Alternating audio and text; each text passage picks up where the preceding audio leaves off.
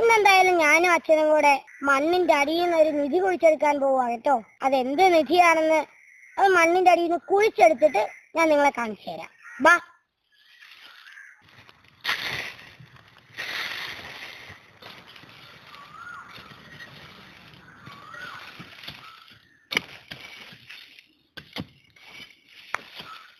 ഒരു വെട്ടുപോലും കൊള്ളാതെ വേണം നമുക്കിവനെ എടുക്കാൻ.